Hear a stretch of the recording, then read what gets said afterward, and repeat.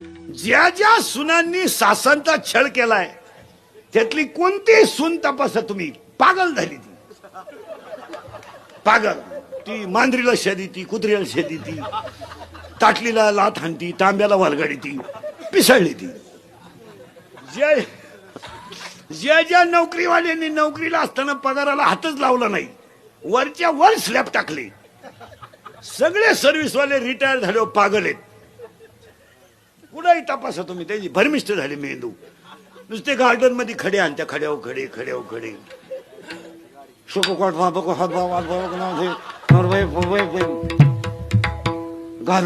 अशीच.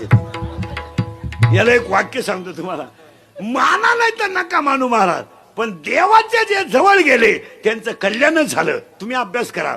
आतापर्यंत इंग्रज गेल्यापासून सगळ्यांना वनवास आला. ज्ञानोबाला वनवास, तुकोबाला वनवास, रामाला वनवास, कृष्णाला वनवास, प्रभू रामचंद्राला वनवास, ज्ञानोबाला, शेतकऱ्याला तर पहिल्यापासून वनवास आहे, त्याचा काय विषय नाही. त्याचं नावच फार्मर आहे. शेतकऱ्याला इंग्रजीत काय म्हणतात? फार्मर. त्याचं नावच फार्मर आहे.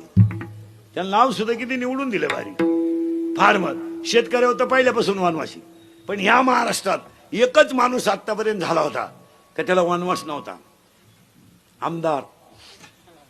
त्याला सुद्धा मागच्या 1.5 महिन्यात आला. इथून हलायचं नाही, इथून हलायचं नाही. याला लघवी करून आण रे, इथून जाऊन द्यायचं नाही. अर्थ मला मी कपडे नाही आणले, नंतर पाहू, इथं थांब, इथं थांब.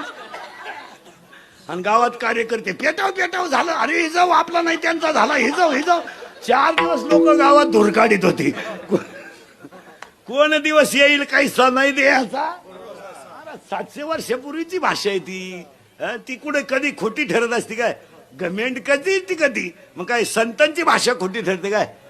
ती कालची नाही, आजची नाही, 700 म्हणजे ते चंद्र सूर्य आहे तोपर्यंत आहे.